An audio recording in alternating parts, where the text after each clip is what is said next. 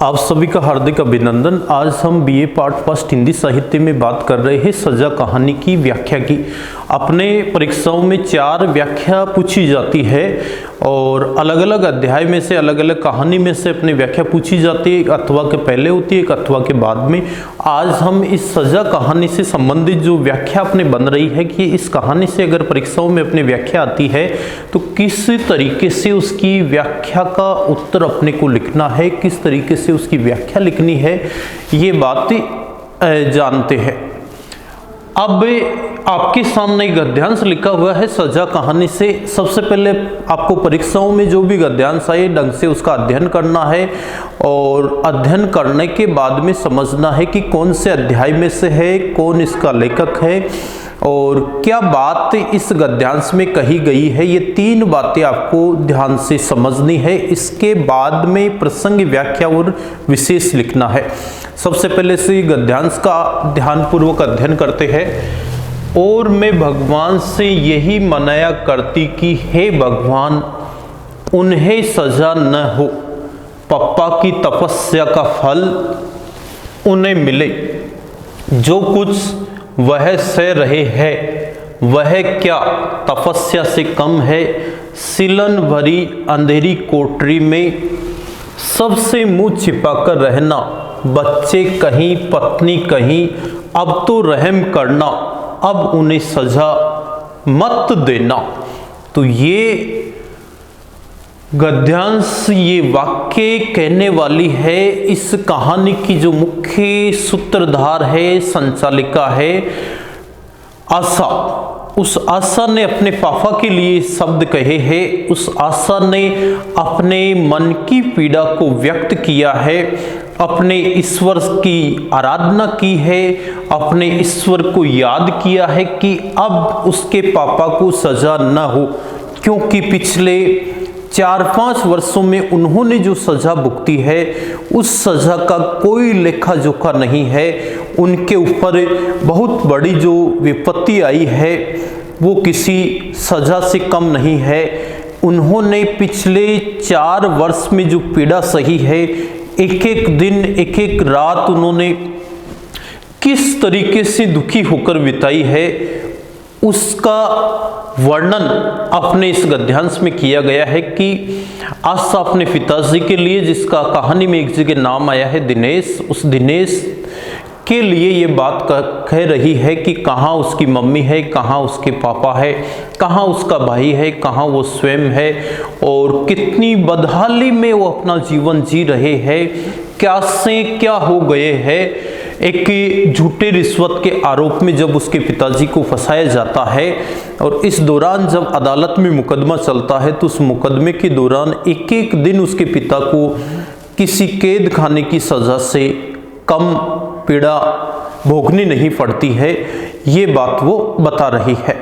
अब सबसे पहले अपने को इसका संकेत लिखना है और संकेत में जो व्याख्या आप कर रहे हो, जिस गद्यांश की व्याख्या कर रहे हो, उसके शुरू का 1 या 2 शब्द लिखना है और उसी पंक्ति में उस गद्यांश के अंत का 1 या 2 शब्द आपको लिखना है जो ये दर्शाता है कि आपने कौन सी व्याख्या की है। अथवा से पहले वाली व्याख्या लिखी है या अथवा के बाद वाली व्याख्या लिखी है। फिर अगली पंक्ति में हम इसके प्रसंग की बात करेंगे। प्रसंग में लिखेंगे कि यह गद्यांश हमारी पाठ्य पुस्तक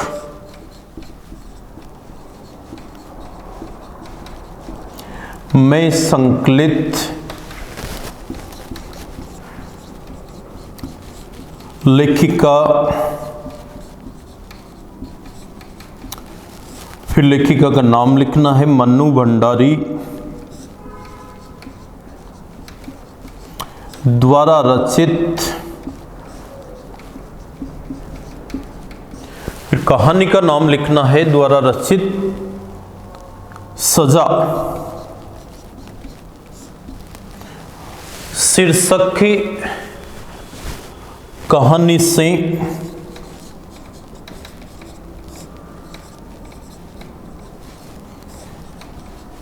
लिया गया है।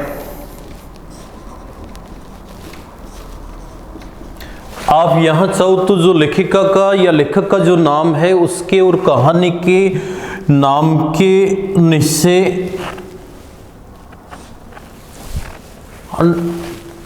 एक संकेत के रूप में इसमें दर्शा भी सकते हो। इसके बाद में हम बात करेंगे कि इस गद्यांश में मुख्य बात क्या बताई गई है, बातचीत किस बिंदु को लेकर लिखी गई है। तो इसमें हम आगे लिखेंगे कि आशा ने अपने पिताजी की मनस्थिति को वर्णित किया है। वह ईश्वर से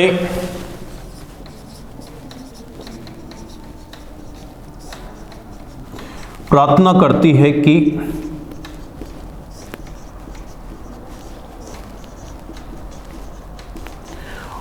अदालत के द्वारा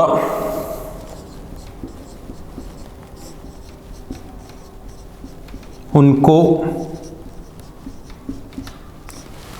अगली तारीख पर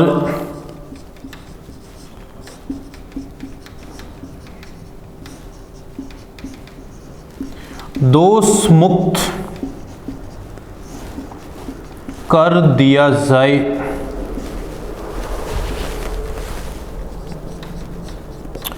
फिर इसकी व्याख्या की बात करेंगे। व्याख्या वाले बिंदु में आपको ये करना है कि जो भी गद्यांश है उस गद्यांश का संबंध अपने को कहानी से या उस अध्याय से बताना है। उस अध्याय में उस गद्यांश से संबंधित क्या बात बताई गई है, उसी बिंदु को, उन्हीं वाक्यों को अपने को अपनी भाषा शैली में बढ़ा चढ़ाकर लिखना होता है। व्याख्या वाले बिंदु में हम लिखेंगे, आशा कहती है कि उसके पिता ने पिछले 5 वर्षों से जो दुख भोगे है, नौकरी से उन्हें निकाल दिया गया, परिवार उनका तितर बितर हो गया, ये जो घटनाएं है किसी सजा से कम नहीं है। इसीलिए वो ईश्वर से प्रार्थना करती है कि उसके पिताजी को हर मुश्किल से मुक्ति मिले और आने वाला उनका जो जीवन है वो हर दुख से मुक्त हो। इस प्रकार की मनोस्थिति वो व्यक्त करती है। वो बताती है कि अब तक उन्होंने जो कुछ देखा और भोगा है वो किसी सजा से कम नहीं है। उन्हें अपनी पत्नी से, अपने बच्चों से दूर रहना पड़ रहा है और यहाँ तक कि एक अंधेरी सी जो कोठरी है, सिलन भरी जो कोठरी है, झुग्गी झोपड़ियों में, टूटे फूटे मकान में उन्हें अपना गुजारा चलाना पड़ रहा है। कैसे एक एक दिन उनके लिए एक एक वर्ष के समान बीत रहे हैं और जैसे तैसे वो इसी उम्मीद पर जीवित है कि एक दिन उन्हें दोष मुक्त किया जाएगा। उनके ऊपर लगाए गए तमाम जो आरोप है उन आरोपों से उन्हें मुक्त किया जाएगा और अगर उन्हें निर्दोष होने के बावजूद भी अगर दोषी ठहरा दिया गया तो शायद उस सदमे को वो सहन नहीं कर पाएंगे और वो दिन उनके लिए मृत्यु से भी बदतर होगा। इसलिए वो ईश्वर से एक प्रकार से निवेदन कर रही है कि उन्हें इस मुसीबत से उभारे, जिससे कि उनका और उनके परिवार की जो पहले वाली जो खुशहाली वाला जो जीवन है वो फिर से आ सके। इस प्रकार की बातें आशा जो है अकेले में अपने आराध्य देव अपने ईश्वर से कह रही है। फिर इसका विशेष वाला बिंदु में दोनों बातें अपने को लिखनी है, कला पक्ष की भी लिखनी है और भाव पक्ष की भी, और अलग अलग बिंदु के अनुसार अपने को विशेष को दर्शाना है। पहला और दूसरा बिंदु हम भाव पक्ष से संबंधित लेंगे, तीसरा चौथा बिंदु लेंगे तो कला पक्ष से संबंधित। पहले बिंदु में हम इसमें लिखेंगे कि इस अवतरण में एक निर्दोष व्यक्ति के ऊपर लगे हुए आरोपों के क्या दुष्परिणाम होते हैं उनके बारे में वर्णन किया गया है। फिर दूसरा बिंदु लेंगे, दूसरे बिंदु में हम लिखेंगे आशा के द्वारा अपने पिता को हर मुसीबत से बचाने के लिए ईश्वर की आराधना करते हुए दिखाया गया है। फिर तीसरा बिंदु लेंगे तो कठिन शब्द देखेंगे, इसमें बहुत ही कम न के बराबर है।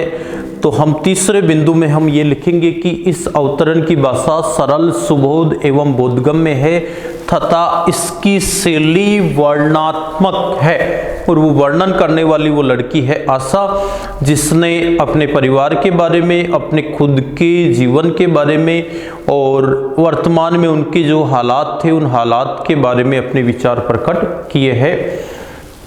चौथे बिंदु में हम इसमें लिख सकते हैं कि कुछ शब्द अपने इसमें तत्सम और तद्भव शब्दावली के भी प्रयुक्त हुए हैं। तो चौथे बिंदु में लिखेंगे कि तत्सम तद्भव शब्दावली प्रयुक्त हुई है। तो ये आपकी सजा कहानी से संबंधित एक ही व्याख्या मैंने आपको बताई है। अब हम अपनी अगली कक्षा में बात करेंगे इससे आगे की जो कहानी है दाज्यू और शेखर जोशी के द्वारा रचित है उसके बारे में बताएंगे।